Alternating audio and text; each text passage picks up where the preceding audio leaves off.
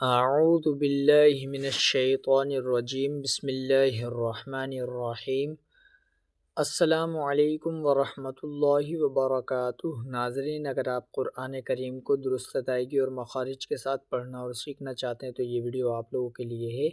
Video کو آپ نے شروع سے لے کر اینڈ تک مکمل واچ کرنا ہے، ویڈیو کو آپ نے کہیں سے بھی اسکپ نہیں کرنا۔ تو ناظرین، آج کی اس ویڈیو میں ہم سورہ انعام کا لیسن نمبر 56 پڑھیں گے۔ آج کے اس سبق کو ہم مکمل قواعد و مخارج اور حج و رما کے ساتھ پڑھیں گے۔ تو شروع کرتے ہیں آج کے اس سبق کو۔ سبق کو شروع کرنے سے پہلے اگر آپ چینل پر نیو ہیں تو چینل کو لازمی سبسکرائب کر لیں، ساتھ دیے گئے بیل آئیکن کو بھی ضرور دبا لیں تاکہ ہماری ہر آنے والی ویڈیوز کا نوٹیفیکیشن سب سے پہلے آپ تک پہنچ سکے اور آپ ڈیلی کے ڈیلی اسباق پڑھ کر قرآن کریم کو درست ادائیگی اور مخارج کے ساتھ پڑھ سکے۔ ناظرین، ویڈیو کو بھی ابھی لازمی لائک کر دیں۔ تو شروع کرتے ہیں آج کے سبق کو۔ اعوذ باللہ من الشیطان الرجیم، بسم اللہ الرحمن الرحیم۔ لیس لها لیس لها لیس لها۔ اس جگہ پر حرف یا کے اوپر جزم موجود ہے۔ یہ جزم جس بھی حرف کے اوپر آ جائے اس حرف کو ساکن حرف کہتے ہیں، تو اس یا کو ہم یا ساکن کہیں گے۔ یا ساکن سے پہلے حرف لام کے اوپر زبر موجود ہے۔ قاعدہ یہ ہے کہ یا ساکن سے پہلے حرف کے اوپر زبر آ جائے تو پھر یا لین ہوتا ہے۔ حروف لین کو بغیر کھینچے، بغیر جھٹکا دیے نرمی کے ساتھ معروف پڑھتے ہیں، تو ہم اس جگہ پر یا ساکن کو نرمی کے ساتھ معروف پڑھیں گے۔ اس جگہ پر حرف ہا کے اوپر زبر موجود ہے اور اس کے بعد الف موجود ہے۔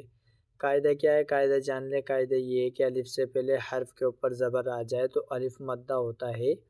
الف مدہ کو ایک الف یعنی 2 حرکات کی مقدار تک کھینچ کر پڑھتے ہیں، تو اس جگہ پر ہم الف کو یعنی الف مدہ کو ایک الف یعنی 2 حرکات کی مقدار تک کھینچ کر پڑھیں گے۔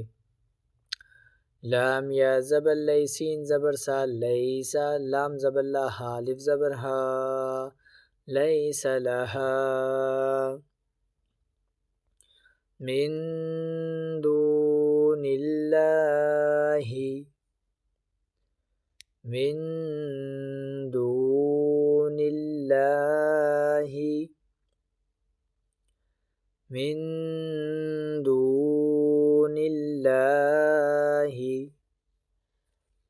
اس میں جلالت اللہ عز و جل کے لام سے پہلے حرف کے نیچے زیر آ جائے تو پھر اس میں جلالت اللہ عز و جل کے لام کو باریک پڑھتے ہیں۔ تو اس جگہ پر اس میں جلالت اللہ عز و جل کے لام سے پہلے حرف نون کے نیچے زیر موجود ہے، اس وجہ سے ہم اس میں جلالت اللہ عز و جل کے لام کو باریک پڑھیں گے۔ اس جگہ پر واو کے اوپر جزم موجود ہے تو اس واو کو واو ساکن کہیں گے۔ واو ساکن سے پہلے حرف دال کے اوپر پیش موجود ہے۔ قاعدہ یہ ہے کہ واو ساکن سے پہلے حرف کے اوپر پیش آ جائے تو پھر واو مدہ ہوتا ہے۔ حروف مدہ کو ایک الف یعنی 2 حرکات کی مقدار تک کھینچ کر پڑھتے ہیں، تو اس جگہ پر ہم واو مدہ کو ایک الف یعنی 2 حرکات کی مقدار تک کھینچ کر پڑھیں گے۔ اس جگہ پر حرف نون کے اوپر جزم موجود ہے تو اس نون کو ہم نون ساکن کہیں گے، اور اس نون ساکن کے بعد حرف دال موجود ہے جو کہ حروف اقفا میں سے ہے۔ حروف اقفا 15 ہیں اور وہ یہ ہیں: تا، ثا، جیم، دال، دال، زا، سین، شین، صاد، ضاد، طا، ظا، فا، قوف، کاف۔ یہ 15 حروف اقفا ہیں۔ تو نون ساکن یا تنوین کے بعد ان 15 حروف اقفا جو میں نے آپ کو بتائے، ان میں سے اگر کوئی بھی حرف آ جائے تو پھر نون ساکن اور تنوین میں اقفا ہوتا ہے، یعنی نون ساکن اور تنوین میں گنہ کر کر پڑھتے ہیں۔ گنہ کہتے ہیں ناک میں آواز کو لے جا کر پڑھنے کو گنہ کہتے ہیں۔ گننے کی مقدار ایک الف کے برابر ہوتی ہے، یعنی ایک الف کی مقدار تک کھینچ کر گنہ کیا جاتا ہے۔ تو اس جگہ پر نون ساکن کے بعد 15 حروف اقفا میں سے حرف دال موجود ہے، اس وجہ سے ہم اس نون ساکن میں گنہ کر پڑھیں گے۔ اس نون ساکن میں اقفا کا قاعدہ لگ رہا ہے۔ میم نون زیر من، دال واو پیش دو، من دو، نون لام زیر نیل لام کھڑا زبر لا، ہا زیر ہی، من دون اللہ ولی ولا شفیع ولی ولا شفیع ولی ولا شفیع۔ اس جگہ پر حرف یا کے اوپر دو پیش کی تنوین موجود ہے۔ دو زبر دو زیر دو پیش کو تنوین کہتے ہیں۔ دو زبر دو پیش ہمیشہ حرف کے اوپر ہوتے ہیں اور دو زیر ہمیشہ حرف کے نیچے ہوتے ہیں، تو اس جگہ پر دو پیش کی تنوین حرف یا کے اوپر موجود ہے اور اس تنوین کے بعد حرف واو موجود ہے جو کہ حروف یرملون میں سے ہے۔ قاعدہ کیا ہے؟ قاعدہ جان لیں۔ قاعدہ یہ ہے کہ نون ساکن یا تنوین کے بعد حروف یرملون میں سے کوئی بھی حرف آ جائے تو پھر نون ساکن اور تنوین میں ادغام ہوتا ہے۔ صرف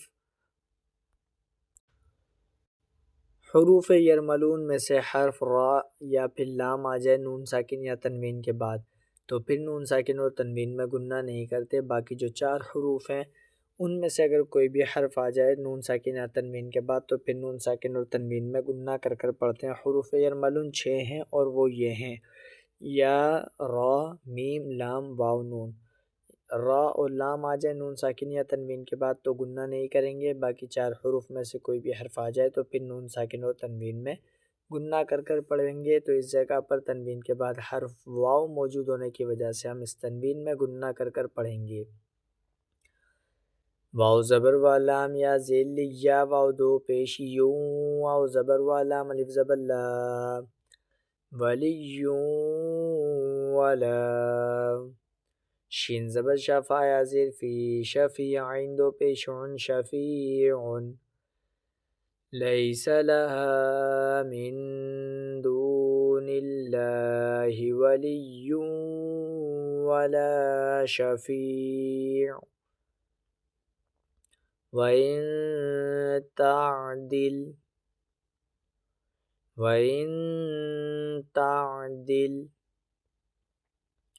وَإِن تَعْدِلْ۔ اس جگہ پر بھی نون ساکن کے بعد حرف تا موجود ہے جو کہ حروف اقفا میں سے، تو اس نون ساکن میں بھی اقفا کا قاعدہ لگ رہا ہے، اس وجہ سے ہم اس نون ساکن میں بھی گنہ کر کر پڑھیں گے۔ واو زبر و حمزہ نون زیر ان، وَإِن، تا عین زبر تا، دال لام زیر دل، تعدل، وَإِن تعدل، كل عدل لا يؤخذ، كل عدل لا يؤخذ، كل عدل لا يؤخذ۔ اس جگہ پر حرف لام کے نیچے دو زیر کی تنوین موجود ہے اور اس تنوین کے بعد حرف لام موجود ہے۔ تو قاعدہ ہم نے آپ کو ابھی بتایا، نون ساکن یا تنوین کے بعد حروف یرملون میں سے کوئی بھی حرف آ جائے تو پھر نون ساکن اور تنوین میں ادغام ہوتا ہے۔ صرف حرف را اور لام کے آ جانے سے نون ساکن اور تنوین میں گنہ نہیں کرتے۔ تو اس جگہ پر تنوین کے بعد حرف لام موجود ہے، اس وجہ سے ہم اس تنوین میں گنہ نہیں کریں گے۔ حروف قلقلہ جب ساکن ہوتے ہیں تو ان میں قلقلہ خوب ظاہر کیا جاتا ہے، تو حرف دال حروف قلقلہ میں سے اور ساکن بھی ہے، تو اس وجہ سے ہم اس حرف دال کے اندر خوب قلقلہ ظاہر کر کر پڑھیں گے۔ اس جگہ پر حمزہ ساکنہ موجود ہے، حمزہ ساکنہ کو ہمیشہ جھٹکا دے کر پڑھتے ہیں۔ کاف لام پیش کل لام زبر لا، کل، عین دال زبر عد، لام لام دو زیر لام الف زبر لا، عدل اللہ، یا حمزہ پیش یو، خود زبر خود، یؤخذ، وَإِن تَعْدِلْ كُلَّ عَدْلٍ لَا يُؤْخَذْ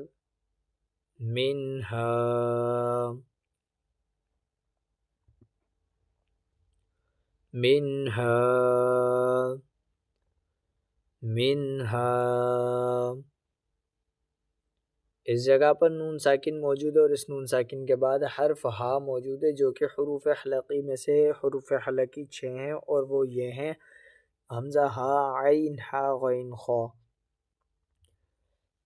تو اس جگہ پر نون ساکن کے بعد حرف ہا موجود ہے جو کہ حروف حلقی میں سے نون ساکن یا تنوین کے بعد حروف حلقی میں سے کوئی بھی حرف آ جائے تو پھر نون ساکن اور تنوین میں اظہار ہوتا ہے، یعنی نون ساکن اور تنوین میں گنہ نہیں کرتے۔